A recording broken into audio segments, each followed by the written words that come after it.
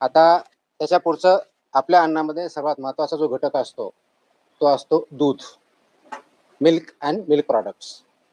त्या बाबतीत मी स्टार्टिंगला आल्यानंतर महाराष्ट्रातले जे दूध उत्पादक आहेत, मिल्क प्रॉडक्टवाले जे आहेत, ते प्रोड्युसर्स आहेत, यांची एक मीटिंग याच ठिकाणी घेतली होती आणि त्याच्यामध्ये आपली परिस्थिती काय आहे हे त्यांच्या निदर्शनास आणून दिलं होतं.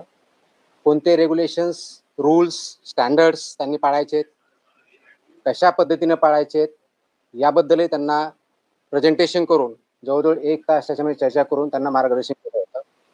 त्यानंतर बऱ्याच अंशी काही ज्या मोठ्या इस्टॅब्लिशमेंट्स आहेत, त्यांनी त्यांच्या स्तरावर त्यांच्या कर्मचाऱ्यांचं प्रशिक्षण घेणं, त्यांचे जे व्हेंडर्स आहेत त्यांचं प्रशिक्षण घेणं, यांचंही काम चालू केलेलं आहे. ही चांगली गोष्ट आहे.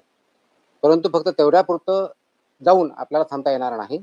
आपल्याला सर्वंकष जी इकोसिस्टम आहे, दूध प्रक्रियेमधली पूर्णपणे इकोसिस्टम अगदी प्रोड्युसरपासून म्हणजे फ्रॉम फार्म टू प्लेट म्हणजे कंझ्युमरच्या ताटात जाईपर्यंत फार्म टू प्लेट ह्या कन्सेप्टवरती आपल्याला काम करावं लागणार आहे. आणि त्या साखळीमधले सर्वजण जे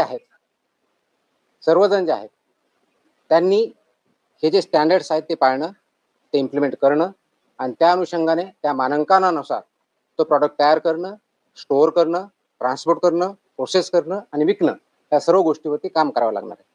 त्या अनुषंगाने आज आपण दुधातील भेसळ, कृत्रिम दूध आणि गंभीर अन्न सुरक्षा उल्लंघन जे आहेत दुधाच्या बाबतीत त्याच्याबद्दलच्या कॉम्प्रिहेन्सिव्ह कंप्लायन्स ऑर्डर इश्यू केलेल्या आहेत.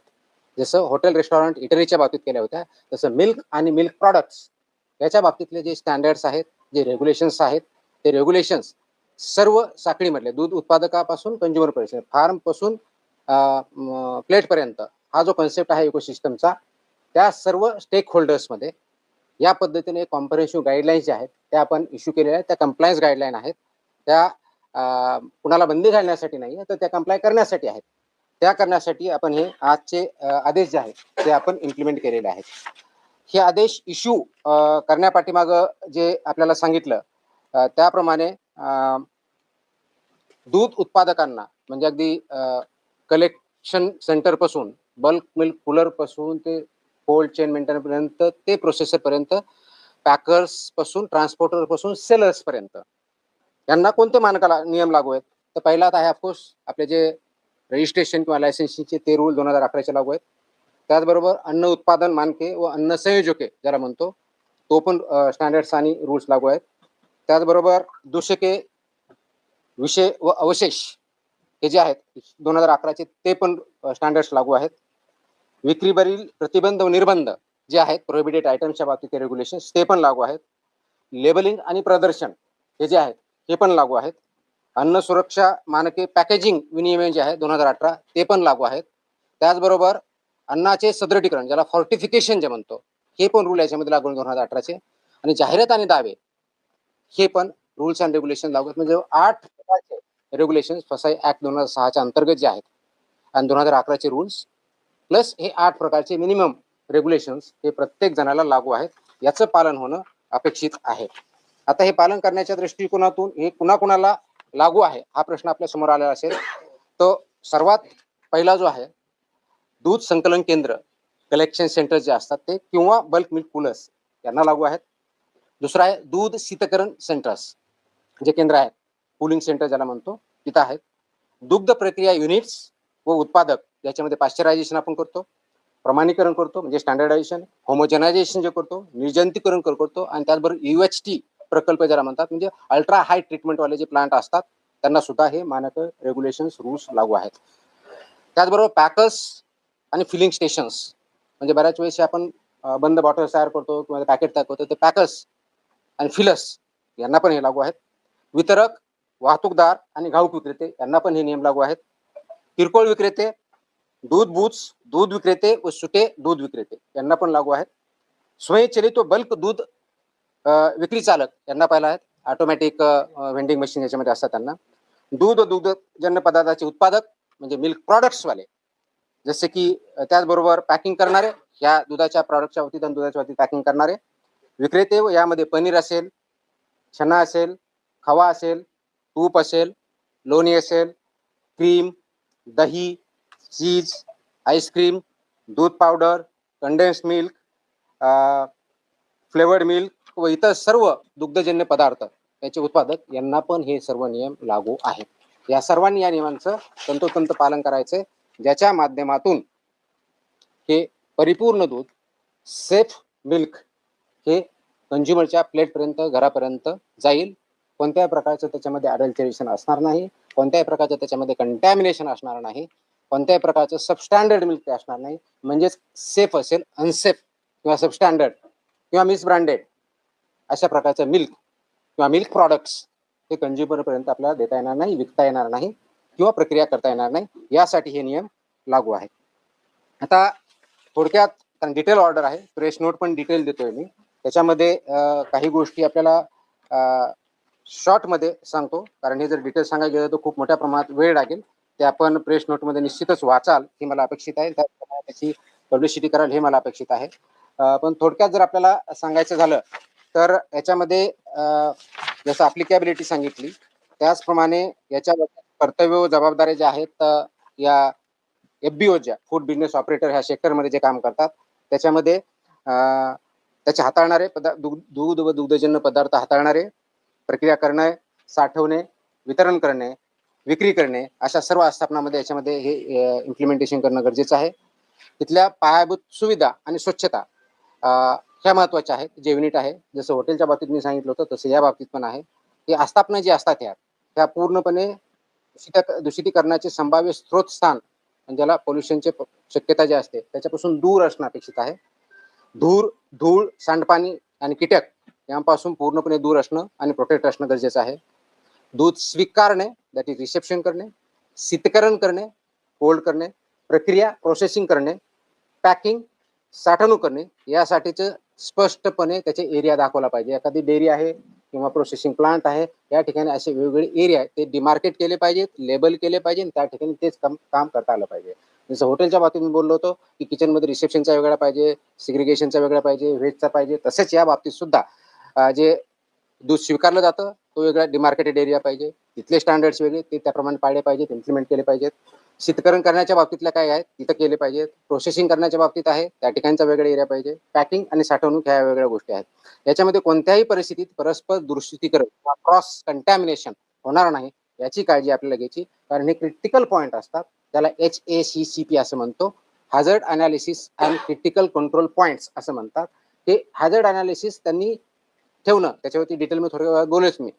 तसं अपडेशन करणं, ते फसाईच्या स्टँडर्ड प्रमाणे आहे ते कंप्लाय करणं आणि ते इम्प्लिमेंट करणं. म्हणजे एका क्रिटिकल पॉईंटला जर ते सबस्टँडर्ड आलं किंवा ॲज पर स्टँडर्ड आलं नाही तर तिथंच ते रिजेक्ट झाला पाहिजे. पुढं ते गुड्स, ते दूध किंवा दुग्धजन्य पदार्थ जो आहे पुढे जाता कामा नये, तो डिस्कार्ड तिथंच झाला पाहिजे. त्याच्यामुळे क्रिटिकल पॉईंट्स म्हणतात, त्याच्यामुळे क्रिटिकल कंट्रोल पॉईंट असं नाव दिलेलं आहे.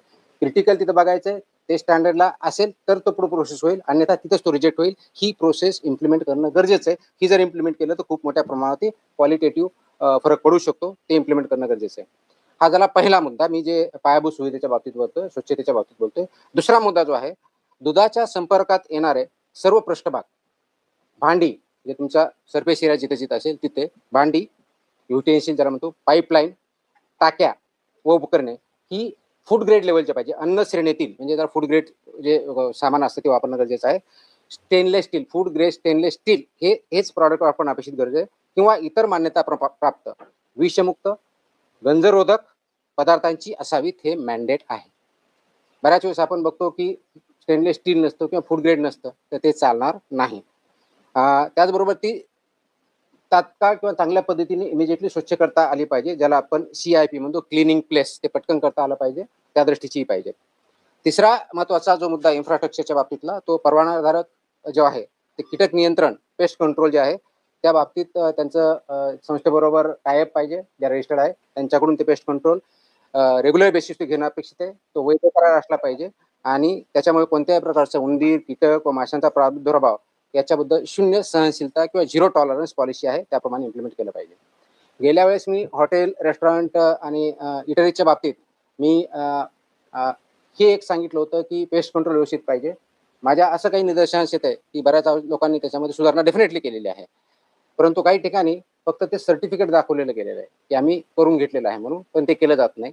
त्यांच्यावरती आम्ही फक्त सस्पेन्शनशीच नव्हे तर रजिस्ट्रेशन कॅन्सलची कारवाई करून त्यावर प्रॉसिक्युशन पण करणार आहोत.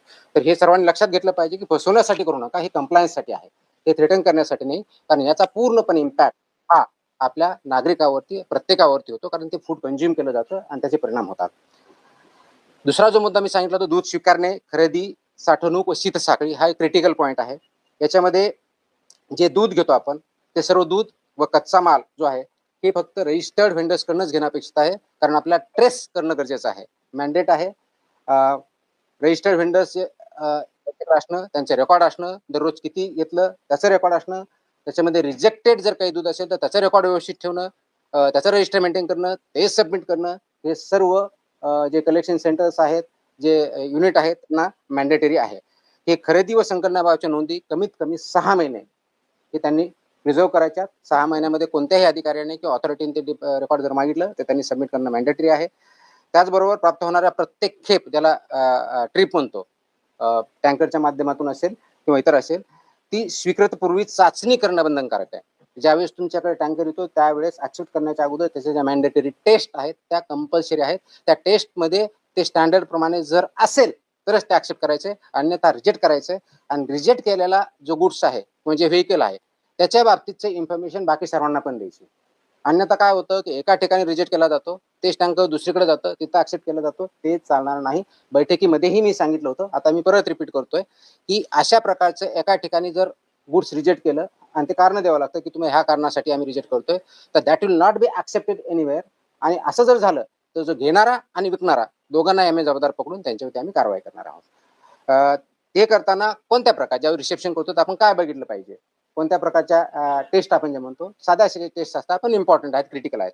जरा ऑर्गॅनोलेप्टिक तपासणी म्हणतात. आता ऑर्गॅनोलेप्टिक म्हणजे काय, आपल्याला आपल्या डोळ्याने दिसतं, नाकाने वास येतो, ह्या ज्या गोष्टी बघायच्या, कलर असेल, ह्या गोष्टी त्याला ऑर्गॅनिक आपल्या ऑर्गन्सनी, पंचेंद्रिय म्हणतो आपले जे आहेत त्याच्या माध्यमातून पहिली टेस्ट असते, ते आपण बघायची असते. त्याचबरोबर तापमान, टेम्परेचर आहे ते बघायचं असतं. दूध स्निग्धांश म्हणजे फॅट जे आहे त्याच्यामधलं ती टेस्ट करायची असते. त्याचबरोबर सॉलिड नॉट फॅट्स याची काय परिस्थिती ती बघायची असते. क्लॉट ऑन बॉइलिंग किंवा अल्कोहोल टेस्ट ज्याला म्हणतो ती करायची असते. ही सर्व गोष्टी जर केल्या तर बेसिकली ते स्टँडर्ड प्रमाणे आहे किंवा सबस्टँडर्ड आहे किंवा अनसेफ आहे आपल्याला कळतं, आणि त्याच्यानंतरच ते दूध ऍक्सेप्ट करायचं आणि मग पुढे जाऊ द्यायचं. ते जर त्या टेस्टमध्ये सबस्टँडर्ड येत असेल तर रिजेक्ट व्हायला पाहिजे, आणि त्याच्यावरती त्यांना सांगून ते रिजेक्ट ऍक्च्युअली डिस्ट्रॉय व्हायला पाहिजे, कोणत्याही दुसऱ्या चेनकडे जाता कामा नये. दुसरी महत्वाची जी बाब आहे, शीत साखळी हे खूप क्रिटिकल आहे. कोल्ड चेन ज्याला म्हणतो, कोल्ड चेन मेंटेन करणं हे बंधनकारक आहे. त्याच्यामध्ये कोणत्याही प्रकारची तडजोड, कॉम्प्रोमाइज आपण मान्य करणार नाही. कच्चं दूध जास्त शक्यतोवर लवकरात लवकर आणि जास्तीत जास्त कोणत्याही परिस्थितीत 2 तासाच्या आत कोल्ड चेनमध्ये आणलं पाहिजे. म्हणजे तुम्ही दूध काढल्यानंतर 2 तासापर्यंत ते व्यवस्थितपणे त्याला कोणत्याही प्रकारचं बॅक्टेरियल किंवा हे ग्रोथ होत नाही. ते जर व्यवस्थित आपण सॅनिटरी कंडिशनमध्ये व्यवस्थित ठेवलं, प्रिझर्व्ह केलं तर. पण 2 तासानंतर त्याला मात्र तासाच्या आत ऑलमोस्ट आपल्याला ते कोल्ड चेनमध्ये आणायचं असतं. कोल्ड चेन म्हणजे इथे 4 डिग्री सेल्सिअस असतं. आणि म्हणून आपण गेल्या मीटिंगमध्ये हे सांगितलं होतं की जे मेजर ठोक खरेदीदार आहेत, डेअरीज आहेत किंवा पावडर प्लांट किंवा इतर मिल्क प्रोड्युसर्स आहेत, यांना डायरेक्टली जे घेतात, तर ते सकाळी आणि संध्याकाळी 2 शिफ्टमध्ये कलेक्ट करा हे निर्देश दिले होते. कारण रात्री काढून ठेवलं तर सकाळपर्यंत ते ऑलरेडी खराब होणार आहे. टेम्परेचर 4 डिग्री सेल्सिअस जर शेतकऱ्याकडे नसेल त्या पद्धतीने ठेवायचं तर ते खराब होऊन दुसऱ्या दिवशी येणार आहे आणि तो प्रॉब्लेम होतो. म्हणून 2 वेळच्या शिफ्ट करायचं मी सांगितलं होतं. त्या दृष्टीने काही कारवाई चालू आहे, ते परिपूर्ण होणं अपेक्षित आहे. ते थंड केल्यानंतर त्या 4 डिग्री सेल्सिअसला ट्रान्सपोर्ट अगदी डेअरी जाईपर्यंत किंवा प्रोसेस जाईपर्यंत मेंटेन करायचं आहे, हे त्याच्यामधलं मॅन्डेट आहे. आणि जर फ्रोझन फूड असेल तर त्याला -18 डिग्री सेल्सिअसमध्ये प्रिझर्व्ह करणं अपेक्षित आहे. कोल्ड आणि फ्रोझन याच्यामधला हा फरक आहे, 4 डिग्री आणि -18 डिग्री.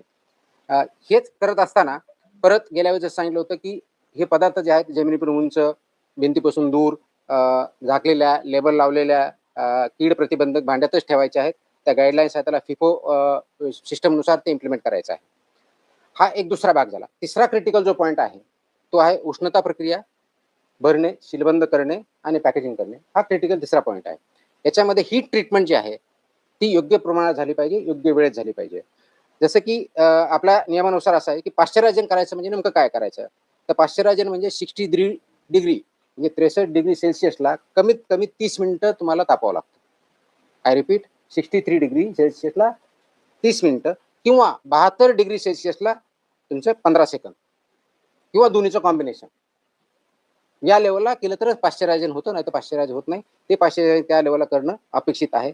त्यानंतर इमिजिएटली ते 4 डिग्री सेल्सिअस आणायचं, की ही ट्रीटमेंट झाली की कोल्ड तुमची 4 डिग्रीपर्यंत आणायची, मग ते पाश्चरायझ दूध होतं. अदरवाईज ते पूर्णपणे होत नाही. म्हणून आणि ते केल्यानंतर त्याला एक टेस्ट असते, फॉस्फेटेज टेस्ट म्हणतात त्याला. ती जी टेस्ट आहे ती निगेटिव्ह येणं अपेक्षित आहे, म्हणजेच ते प्रॉपरली पाश्चरायझ झालं हा त्याचा अर्थ होतो.